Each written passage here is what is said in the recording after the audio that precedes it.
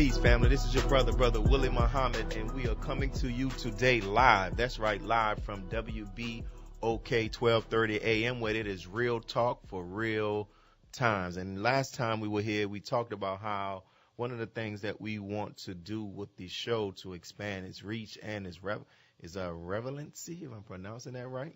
Is relevance, make it relevant. We want to once a month talk about relationships, and I have in the studio with us again. We have to give you a radio name or something. Sister Ava. I got you, Sister Ava. I met her in my barbershop. Salute to Sage, aka I know him as Sage. I know he was once Mike. 504 Studios, and our sister has I like her perspective and just her honesty and her openness to talk about relationships, and it gives that. I'm a man. I just want to have just my perspective on stuff, so I wanted to bring that balance. So we have our sister in the day. You want to introduce yourself? Hi, I'm Ava.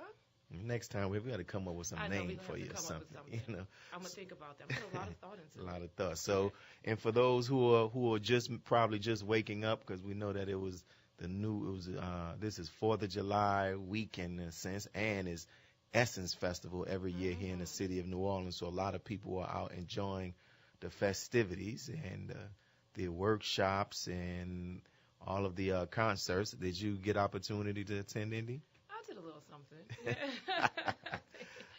I did a little something. I put my toe in the Essence Fest waters. It was a nice weekend. Wow, I had I didn't do any. The last 2 years I haven't done anything. We haven't done anything for the Essence. Maybe I haven't seen the lineup that really wanted to pull me. I regret not going there to see Prince, and even though I'm not a Prince fan, but just to say I had that experience, and I regret not going there to see our sister Lauryn Hill. Yeah, there's so much to do other than a concert, though. It's always been a big thing, but now you can go down in the entire CBD, the entire warehouse district is covered in pop-up shops and art galleries, and there's a big, I'm in the whole natural hair thing. They have we went to they had a pop-up shop for one of those, and a few of them actually, and it was just a really nice weekend. It's a weekend where you can just really get into your culture in any way imaginable. So, yeah, it was nice. Yeah, that's something, man. Well, we're here. I know that even though I wasn't there, I know at some of those empowerment sessions, one of the things that are always discussed is relationships, and somebody told me that they had Mary J. Blige. In addition to performing that night, she actually also talked during one of the sessions. I can imagine with her situation, what she's dealing with. And a friend of mine, he posted on social media, he went to the night of that concert, and he said he just left a woman's revival with Pastor Mary J. Blige, right? So, and a lot of people are talking about her husband and her former husband when they're getting a divorce. And I guess we can use that to segue into what we're going to talk about. We're talking about is the practice or the practice or the belief of monogamy. I'm about to say mahogany. Is monogamy. Is it something that's still relevant? Is it outdated? So if you all are listening in, feel free to call in. The telephone number is 504-260-9265. And you can also still follow us on social media as well as WBOK 1230 AM on Facebook, Instagram, and also on Twitter. So what do you say, sis? Well, once again, that's a very complicated question. I guess we came to that. I was having a discussion with my friend about being in a committed relationship. If you can be in a committed relationship and not be monogamous, can you as two adults, even as far as, what's the line in the sand? If you live with each other, does that change that dynamic? Can you be in a committed relationship and not be monogamous? I said yes. I said that's absolutely possible. I mean, you have to, the most important thing with anything would be communication, establishing your guidelines. But from my perspective, and there are probably a lot of women who wouldn't agree with me, but because that's what you were saying, you just can't see a lot of women. But, yeah, I think that's possible. If that's what the two of you have agreed on going into this, then I think it's very possible. That's interesting. And the thing in regards to that, how is it is that a relationship or is that like an open relationship? You see what I'm saying? So when I thought about monogamy, I was thinking about committed to somebody, one person you're married to, but you're talking about it from the standpoint of people will consider to be, this is my boyfriend, this is my girlfriend, or if this is my husband, this is my wife, but we are committed to one another, but we still have this openness to go and engage with other people. Right. Romantically, platonically, whatever. Right. You're right. Mm-hmm. Exactly. Well, I just said because, there's so many different levels of a commitment. If I'm in a commitment with someone, we're committed to this goal mm-hmm. that we've set for our life, mm-hmm. And I just brought it up. I mean, we got into that conversation because obviously, we have friends. We know people who are in relationships mm-hmm. who know that there may be a certain level of infidelity in that relationship. Mm-hmm. We had the conversation about would you stay, would you go, mm-hmm. and just moving past that. If you do stay, let's say if you decide to stay mm-hmm. and in a relationship after you've known there's been infidelity, mm-hmm. Can you ever be right after that? Like, can you ever 100% believe what this person's like? Like, can you get over that? So why not even discuss having the option of having that out in the open? I don't mean like in the open, like, hey, in your face. Between you know what I'm people. saying? Right, mm-hmm. right. Especially like, come on, we know people who know that they're in relationships where this is happening. And I think so many times people turn a blind eye or they just, compartmentalize that, or mm-hmm. that's not occurring, or that doesn't affect me, but this is happening. Mm-hmm. So why play the game of it, I guess would be my question. So that, listening to you, I was thinking about, since we talked about Mary J. Blige, and one of the interviews she did, one of her first interviews she did talking about the recent split between her and her husband, and Charlamagne asked her, or did you ever just consider maybe just, come to accept it? And it was interesting. She said that she considered it.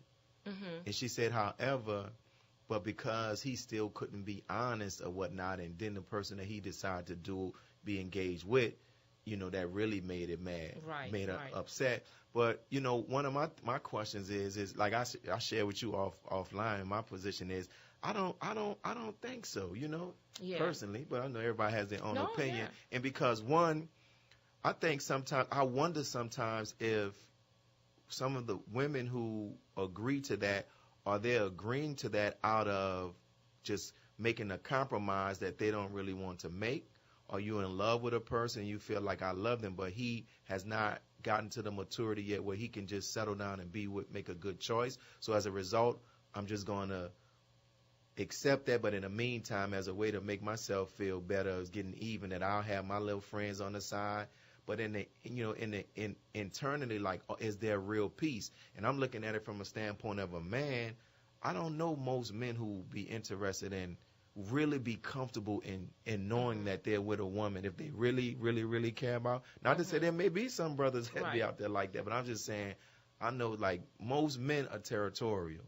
You know what I'm saying? Most women, too. You want to have somebody that you are comfortable with and you know that they have you. And I personally believe that we can have a relationship where we can be fulfilled by that one person in our lives.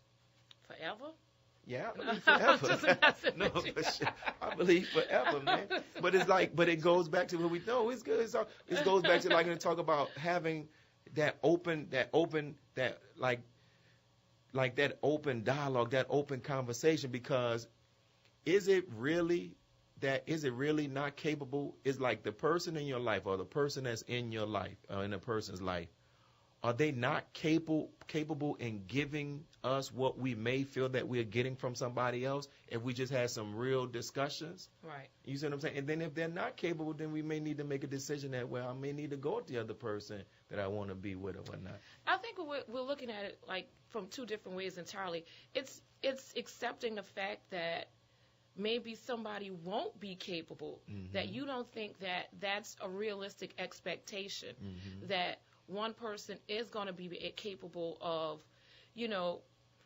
filling that space for forever, and I guess that goes to the basis of what you believe marriage is, or what you believe these relationships are for. I've heard the saying, people coming in life for a reason, a season, that kind of thing. And, I know people who do that. They get married, you're married for a couple years here, and then, it's so easy to move on, and, okay, well, it's not working, we're going to get a divorce, and then you're married a couple years here. I know people in their 30s that's been married 3 times, and it's just, maybe we're expecting we're asking too much out of this institution that we call a relationship. If you meet somebody that you're compatible with and you connect on so many levels, maybe if we redefined what that relationship looks like, that person could go through with you the long time. But as long as we have this, and I don't want to call it a narrow, but this very traditional notion of what a relationship looks like, maybe that's why we keep getting some of the outcomes that we do. Or, when I look at it also, I think in regards to, I think if we do enough work on the front end, we can help reduce a lot of the stuff that we deal with in the back end. And from like the people that I've talked to and things that I've seen and observed, I've realized that we don't do enough work on the front end to see if this person has what's in them to be able to, to add to my joy and my happiness. Because sometimes we make the mistake of coming into a relationship and we're expecting them to not complete our happiness, but to help to make us happy. And then when we do that, there's such a response, there's such an overwhelming responsibility to put on somebody else's shoulders to make me happy. Right. When really they should come in and be able to add to our happiness already.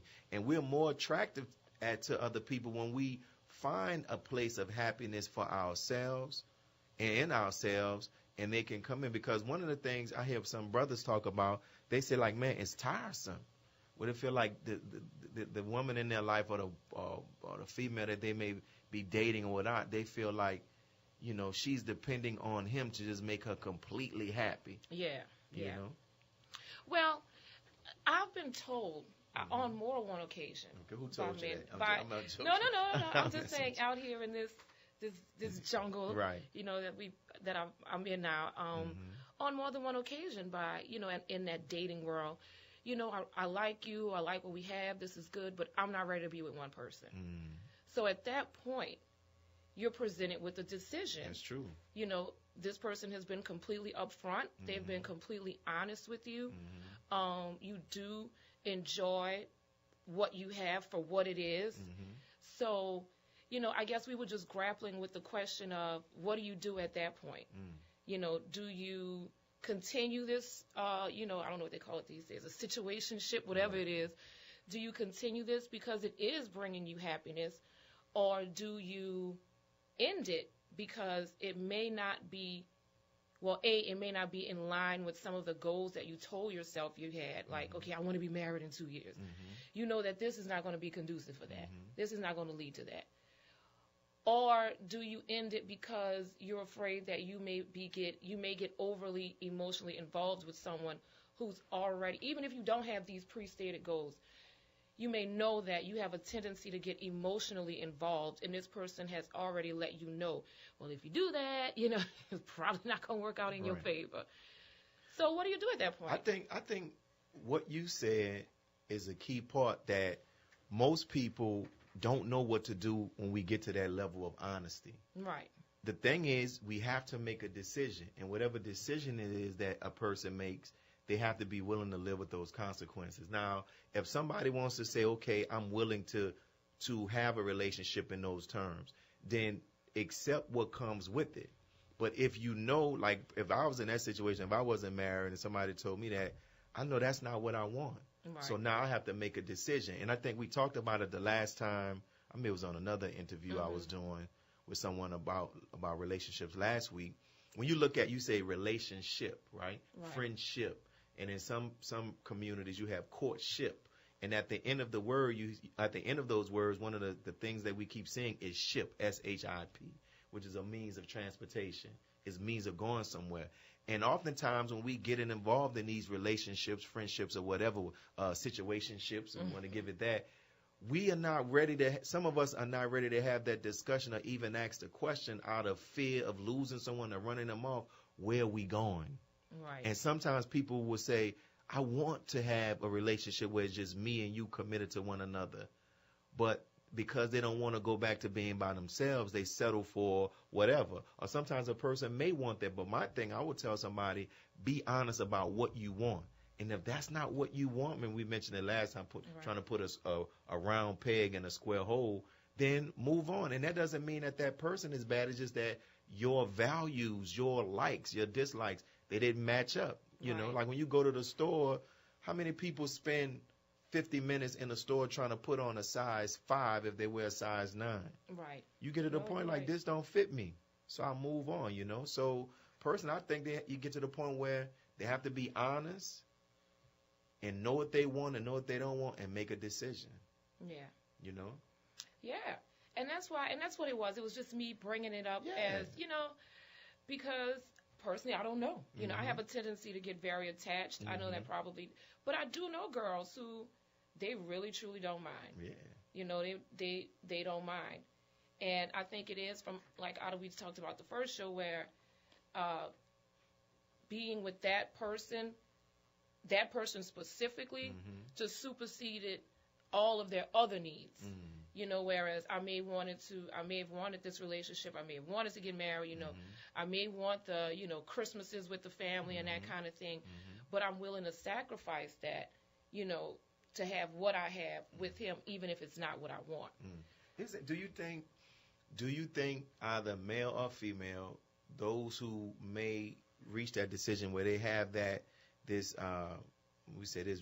monogamous relationship with additional terms attached to it? Okay. Yeah. Do you think they get there as a result of, is it compromising, or you think they're just like tired of the up and down, just like, listen, something is better than nothing? Or I think those two things are the same, you know, one and the same.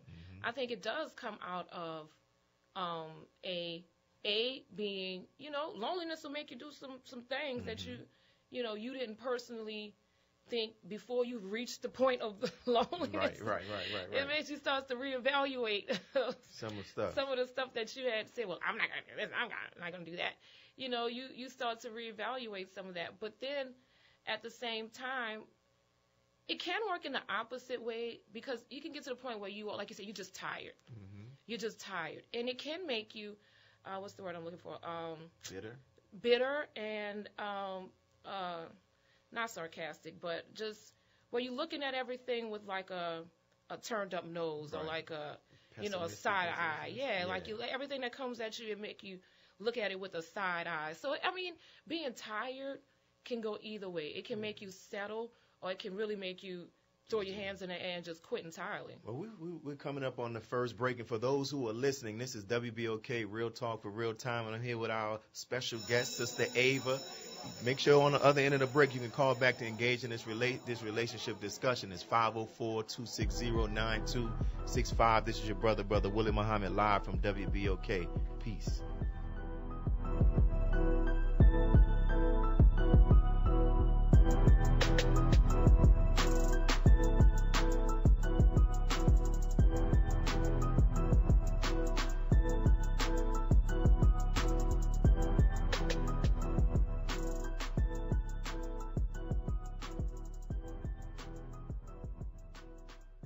Looking for that perfect gift for a birthday, an anniversary, or how about just to brighten someone's day? Mona's Accents is your one-stop shop for beautiful floral arrangements that are indeed perfect for any special occasion. Dedicated to quality, freshness, and customer satisfaction, Mona's Accents will surely take care of all of your floral needs. So stop by the shop located at 2109 North Claiborne Avenue, or call us at 504-944-7001 and let us arrange and deliver your floral gifts. Again, that's 504-944-7001, or you can order online at www.monasaccents.com. Mona's Accents, freshness, quality, and customer satisfaction guaranteed.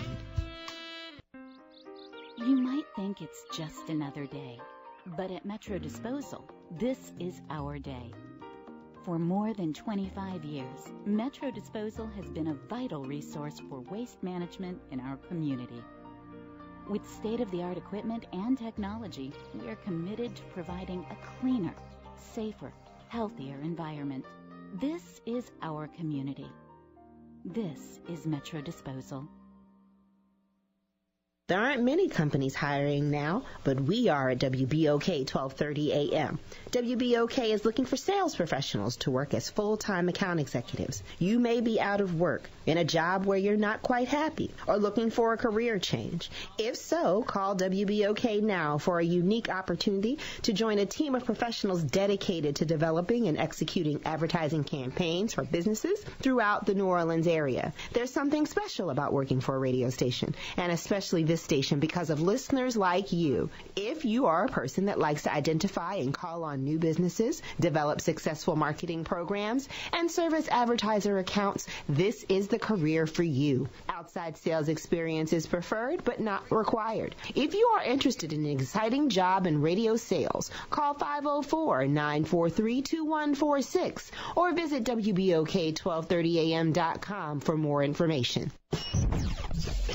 WBOK 1230 AM, the People's Station.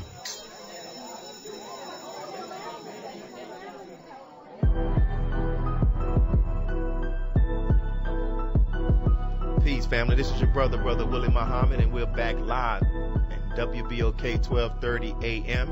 You can call in at 504-260-9265. We're talking about monogamy, right?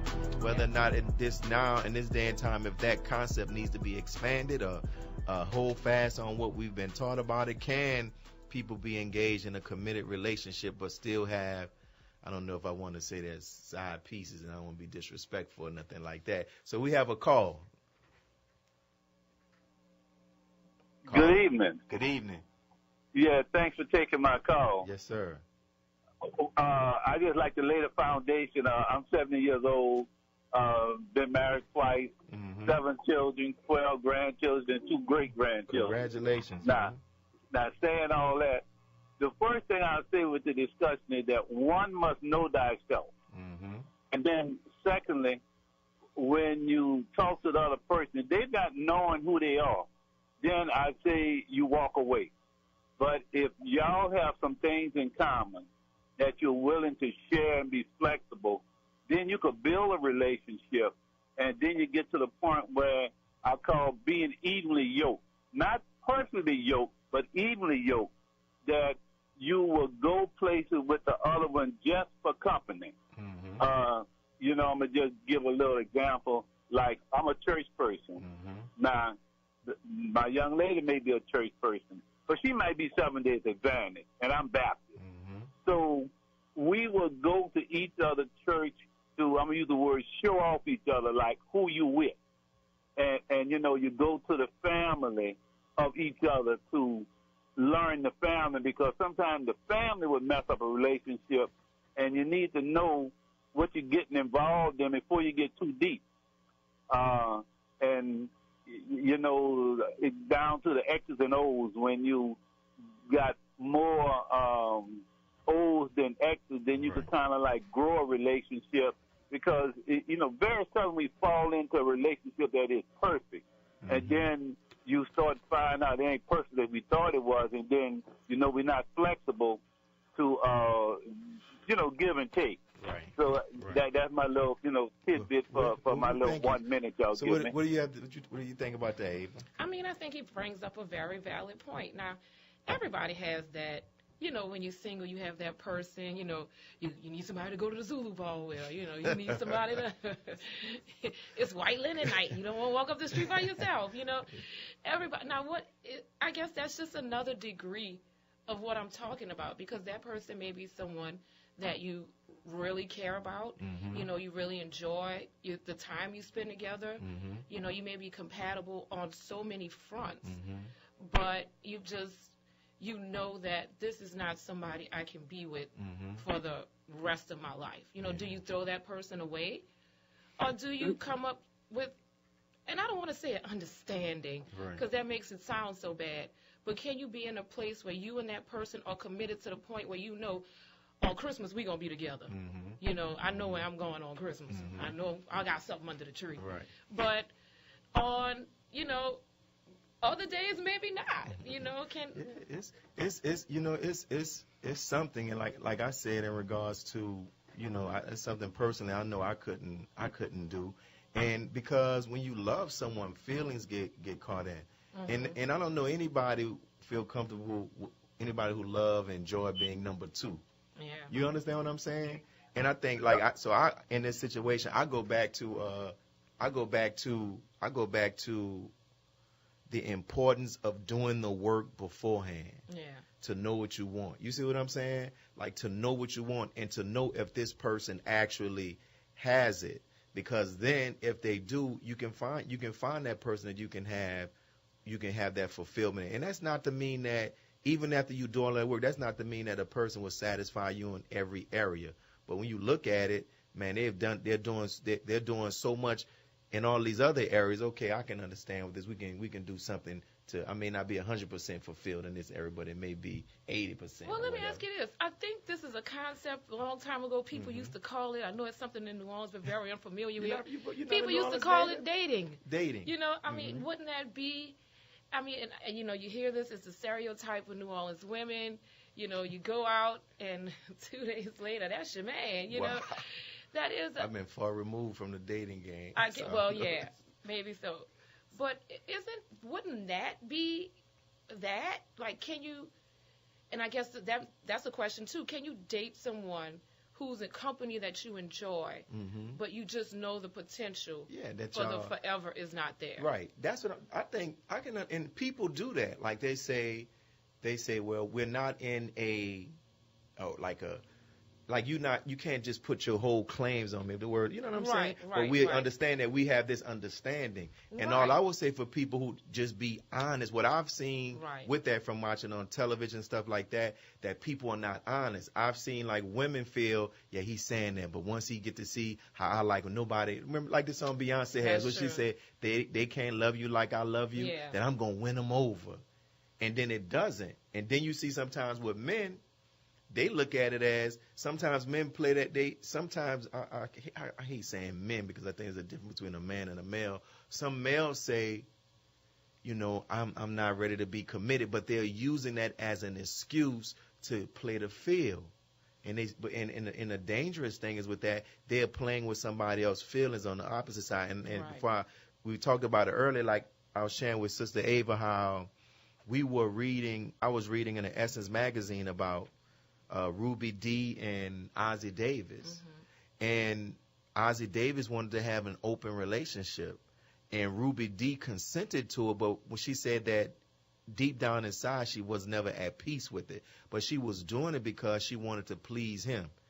And the way the article was written and the interview was done, it sounded like he engaged in it more than her. But she talked about how happy she was when he finally came home to her and said, it's not something, can we stop doing this? Yeah. And I wonder if he probably saw her with somebody else and realized, felt some type of way. Yeah, I think once you get to the level, if you're talking about like marriage, that's that changes everything. I think, obviously you have a lot more to consider if you're talking about having an open marriage. But I'm just talking about these relationships out here in this, field of what's a possibility, like what can you be? Because it's hard. That is a hard conversation to have with someone. What are we? Yeah. Conversation. You gotta have it. You gotta have it. But that's that one. You get your paper, you write it down. You have your glass of wine. You get prep. Okay, this is what I'm gonna say. Because men do have a tendency to that makes them feel nervous because honestly, a lot of times he don't know. Like he doesn't know what this is. Y'all playing it as, playing it by ear, going from day to day. And that's why I said that, that was the reason it came up was, could that be an option? Yeah, that's why. It goes, and I always try to make things simplify stuff. It goes back to having that discussion. Oh, and that's what I was going to say. I think a lot of times you do have men out here we call it selling the dream. Selling the dreams. Selling the dream. Telling you he kind of it doesn't take a crystal ball a lot of times to figure out what a woman want to hear. Right. And he's out there saying it, But I have found, too, that there's a lot of men out here being honest. They are. They're just putting it out there. And a lot of times as women, we can hear what he's saying, but we're interpreting it and we're putting it through our own filter. Putting that spin on it. And in our mind, it gets processed as something totally different. Mm-hmm. It's like, well, I'm not ready for a relationship. Some kind of way we always throw a yet on the back of there, you know. But he didn't meet the right person yet. Yeah, he's not ready yet, you know. And that's what I think a lot of times as women have to do as well. You have to, first of all, mean what you say and say what you mean. If you say that you're okay with this, or I'm fine with this, we're gonna see other people. Right. You know, you can't be sitting at the corner outside his house. You know what I'm saying? Right. Can't be checking his social media and all of that. Right. And that's the thing is, and I think, and also too, many people don't know how to operate on that level of honesty, and most people don't know what they want. Right. And I think if people, male or female, get in that position of knowing this is what I want and this is what I don't want, and it like for example, in a religious community that I'm in, is the Nation of Islam, we have a courtship process, right? And that courtship process was put into play to protect women and men. So like when they enter into this courtship, you hear the word court, where they're examining, you know, what's his situation here? What is his views on this? What are her views on this? And it's a limited amount of time to prevent people from being in these, you don't even know if they're relationships. It's just in this sunken place. Right. Where you don't know if I'm his girlfriend, he want to marry me, he's this. So it gets to a period of time like, look, what are your intentions? Are we going to go forward? We're going to get engaged. We're going to marry. But they approach it where it's not going to be all of this. I don't know. You have to come with a sober mind knowing what you want. And I think in regards to most people, whatever it may be, people may want just date. People may want whatever, but you have to know where you're going, because what person, like imagine Essence Weekend just passed. Imagine a friend pulling up and say, hey, Essence Weekend, let's get in the car, let's roll. And people like, oh, it's Essence Weekend, let's roll. Mm-hmm. But then while you rolling, like, yo, where we going? Yeah. The concert then started, where we going? So for men and women, that question is a tough question, but what's even tougher is those days of going through that heartbreak and that betrayal. No, ask the question, listen, you know, where we going? And if you're going in a direction that I don't want to go, it doesn't mean that they're a bad person or I'm a bad person. That's not where I wanted to go. But there is somebody out there that's going in the same direction I want to go. Right. You know? Right. We had a conversation, I guess, on a similar vein, and it was, and I guess I kind of just asked. Hope your friends are listening in. Hope they can call in. I know. I know. But, well, I know some of them, most of them at work right now. So, but I know if you're dating and you see that this person, or should you stop dating? Let's say you're dating someone and you meet someone else that you're getting along with. Are you automatically obligated to stop seeing the first person? You know what I'm saying? Like, can you date more than one person at a time? Because my friend, she was very uncomfortable with that. You know, she was very uncomfortable with dating more than one person at a time. I mean, if it's dating, like if it's dating and that's what I have not entered into a real, like, for example, I used to have a real estate license, right? Mm-hmm. And with a real estate license, when you go to someone who's selling a home, they can enter a contract with you to say, you're going to be the only exclusive real estate agent that's going to market and show and sell his home. Mm-hmm. But there's some contracts they say, listen, I'm using you and I'm using someone else, and whoever gets the contract first, that's who actually will get the profits. But it's about knowing what we want up front. You know what I'm saying? But now if we enter into a relationship where we say, no, I'm your boyfriend, I'm your girlfriend, I'm your husband, I'm your wife, yours, and there's no one else, then we can't get involved in that type of stuff. But it's about setting the standards. Yeah. And most of the times we don't do that. And the conversation is so important. Yeah. And that's where, Well, if the conversation is so important, why do you think people avoid it and don't have it? I mean, like we said, because you don't really want to know the truth. I mean, if you're in somewhere that's black and white, if black and white are two options, but right now when you're in this handsome shade of gray, you might not want to give up your gray if you say white, you know. So right now you accepting a little gray because you're afraid that he might just call your bluff and go all the way white, you know. So now you're sitting there and you wish you wouldn't have said nothing. But what's the what's the when we look at then what's the outcome? What's the possible outcome of not saying nothing, being upset and being outside, breaking his car glasses or stabbing his dealing tires? With that later. Dealing with that later. I'm gonna give you an example. I have a friend, and she's gonna be like, she putting all my business. Go ahead. No, she's anonymous. Go ahead. Very anonymous. Very anonymous to protect the innocent. She's dating this guy. They met. They hit it off. They hit it off really well.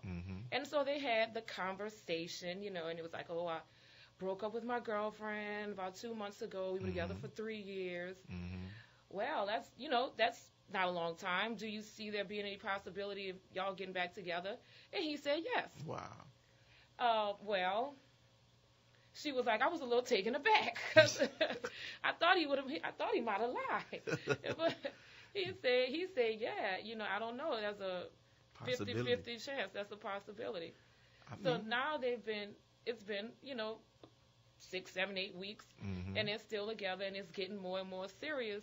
But in her mind, it's still, he said, so my question was, what you going to do? What are you going to do? She was like, I don't know what to do. I guess I'm just going to stick with it and see what happens. And like we said, deal with that later. And that's the, I'm big on even my personal life trying to get better at this and realizing that we can steer where we want our life to go. You know what I'm saying? Like, we don't have to get up every day and we allow life to steer us. You see? And so where are we going to go? That discussion, what we doing? So at least I know. You know what I'm saying? Yeah. But we can't fault anybody if they end up taking us to point B and we want to get to point D. Hey, we got to have that discussion. I think we were talking about, look at the situation with Jay-Z and his new album. And it was interesting. He was talking about, he mentions in the album how he hadn't matured as a man until to his daughter. Yeah. And look at that. And so sometimes you have, with women, I shared this, a brother said this, look at how girls are reared and boys are reared. And I can kind of see how you all are more mature than us. You all come up, you're playing with baby dolls, you're learning how to be motherly skills. Yeah. You're playing with houses, you're learning how to cook, clean, and all of that, right? Yeah. So by that time you're already conditioned to be a mother, to be a wife. But look at boys. Trucks, football, sports, we're playing around. Yeah. So by the time we get together, we haven't been given that type of training or that condition to understand that this is a woman. No, this is a female. This is not somebody you toy with or play with, or the emotions that you hurt. You come there with a serious mindset. But we have that. So I say that to say most of the times you all end up getting involved with males who are not mature yet. Yeah. They don't even have made a decision. They're ready to settle down. Yeah. I don't know. And maybe it's some sort of strange age thing at this age. I have found that as a young person, young people jump in relationships very easily. When you were 19, 20, 21, you had no shortage of boyfriends. Young men, I think maybe because they haven't gone through, their pain or whatever, because they get it too. Young men are very able, they jump in relationships very quickly. Then you have that age around the 30s, where I guess men as well, I think maybe they're a little tired too. So what I have found at this age, and I think that goes back to the monogamy thing, is you have I'm not going to say few because I haven't done any scientific tests, but just from, anecdotally and, what I see and what I've experienced through my friend circle and, a lot of women my age, men this age are reluctant to commit. I think, number one, because they do have so many options. Yeah, that's true. They have so many options out there. And by this time, most of them have gotten themselves together, and now when they are already committed, they're looking for some younger sister. So now, after these years of experience where they've had this trial and error, now you have a kind of an idea of what women want. So now I'm going to start all over with this young sister. But I posted something on my Facebook page. It's an excerpt from an interview done with Beyonce's mother. And I like it because it's a story, and it's a story that shows that not to give up, there's hope. And I'll say it. So Beyonce's mother said this. She said, I have been knowing him for over 30 years. This is the guy she's married to now, right? She said, His sister was one of my best friends. After the divorce, I would tell my friends, where am I going to find somebody at 59 years old? Where do you meet men like that? Where do you meet men? Where do you go get them? And they're all gone. So my friend calls him up, and we went by his acting school, and he took us out to eat afterwards. And my friend says, okay, Richard, do you know any men? And he's like, well, what she's looking for? So I say, I want somebody with integrity that believes in God, that likes to dance, likes to have fun, and appreciates arts. And he said, oh, what about me? In the rest of the story, when she said that, she kind of laughed at him and pushed him off. But here, it was a man right in our midst. So is there a possibility that, that's why we probably need to organize something in a community where we bring both together, because there are some brothers who are feeling like they're good and sisters are looking past them. I mean, we probably are. We probably are. Sometimes it's hard to see the forest for the trees. You have this this notion in your head of what it is that you're looking for, and a lot of times the major things that you're looking for you don't see because of the minor things that you may not be. Things like physical, some type of physical attribute or something like that. I was T and Tamara. I get those confused. The one that twins. Right, the one that's not on the reality. The one who was on the game. Okay. Her husband, Hardrick, she was like, they were riding up the street one day and picked him up at the bus stop. Dang. Yeah, like they were playing around. He was sitting at the bus stop, and they were like, hey, you need a ride? And he was like, her and her sister picked up a guy at the bus stop. And she was like, it was just something about him. I could just feel, how much integrity he had. I could just feel like this was a good man. And he was like, I couldn't believe it. I'm sitting at the bus stop, and T and Tamara offered me a ride. Wow. Yeah, and they ended up getting married. So this day and age, would a lot of us date a man on a bus? You have to... That's a good question. Ask yourself these sorts of questions. And that's crazy what the things we will deal with. Like, we'll deal with a lack of monogamy. We'll deal with somebody cheating. But we won't deal with somebody who doesn't have a vehicle. Yo, that's interesting. So why have certain things taken precedent over other things that seem to be so much more important? Right. But I've heard this saying, and I don't know where it comes from, but someone said that women want men they can't have.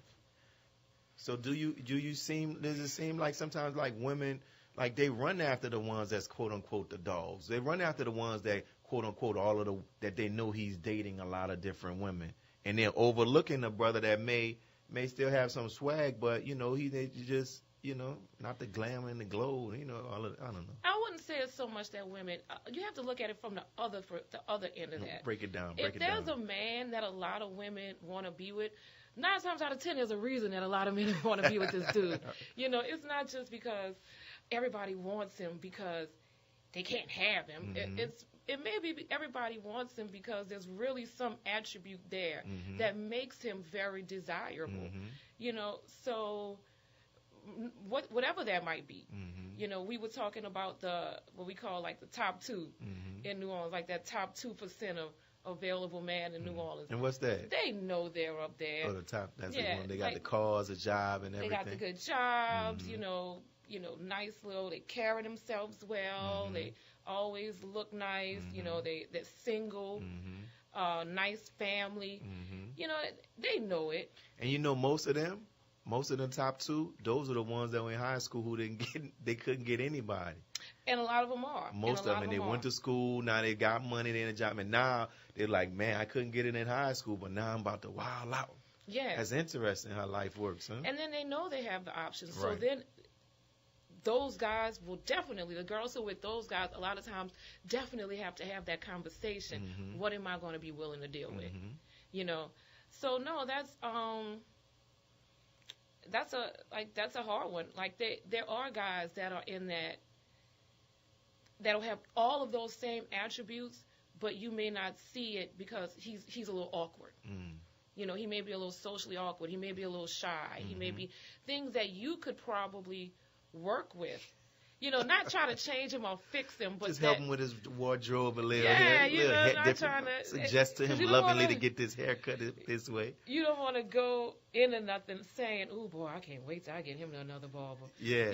But at the same time, and then too, you have to be able to say, if he stays awkward like this, then I'm completely fine with that. There you go. But yeah, I mean, there probably are a lot of men that are being looked over. Wow. Probably a lot of them. So that's I mean, in talking, reflecting on what we're talking about, the one thing I would say in regards to the people who are considering the monogamy with the additional terms of engagement. Commitment. That's non-monogamous commitment. Non-monogamous. It's just they have to have that conversation. And right. Once you have that conversation, you agree to the terms of the non-monogamous commitment. Then don't complain whatever come from it. You see what I'm saying? You can't be blowing up his phone or her phone. Well, who is that? And who is this? Now, wait. Right. Why I'm not coming over for the holiday? Why I'm not doing this? No, you had that no, discussion. You know what I'm saying? But most times, and I think when you look at it, we can't. Them emotions. Yeah. Them emotions get wrapped in, and most people feel like, well, I'm a change. She never met somebody like me or whatever. Right. And I listen to the singer Rihanna. She seems like she's like that. Mm-hmm. Like Rihanna seems like she ain't into all of that. Like, listen. I ain't trying to be committed. It is what it is. If you fall in love with me, then that's on you. Well, I don't know. Right now, she's with the heir to the Toyota. Yeah, I saw that dude for right now. So that might be one of them. She may be rethinking her position. I know, because that might be one. That may be rethinking her position. That may be one of them that she might be dating at this particular time. Yeah. But in regards to, that honesty, we gotta have those discussions. But it's just amazing that people don't want to have them though. Yeah, well, no, and like I said, we don't want to have them because a lot of times you're afraid of what'll happen. Mm-hmm. You're afraid of the outcome. You're afraid of what. But that's what I say. You have to get yourself, because there's that 2% man in New Orleans. Mm-hmm. That's that 2% woman too. Right. That's that 2% woman. With males that you have talked to, how do they feel about the say that, how you describe it again? Oh, of course, they love it.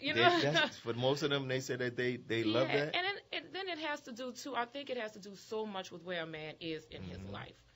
I know a lot of men who, like, we talk about women being lonely, but men get lonely too. Mm-hmm. I know a lot. I've talked to a lot of men about that. About, it don't feel good going to bed by yourself at night every night. Mm-hmm. It doesn't feel good being with, as far as that stereotype goes, I know a lot of men, they don't want to sleep around. Mm-hmm. They don't want to they would like to have something with a woman that they have some compatibility with, that they talk about the same things, they have the same interests, they have the same lifestyles. Well, what's preventing them men and the women and like that from getting together?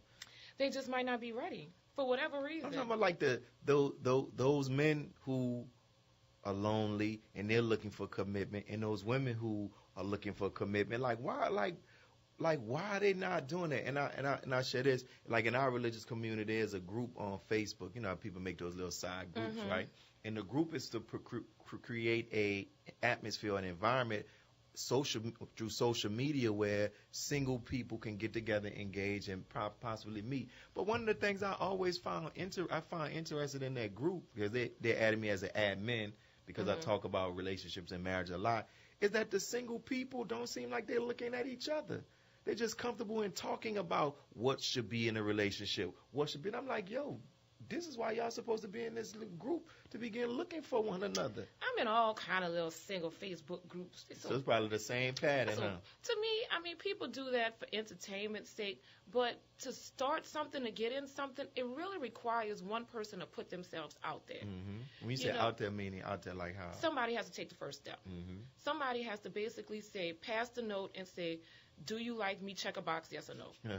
Somebody has to be the person to make that first step. And the person who does that is the person that's putting themselves out there to potentially be rejected.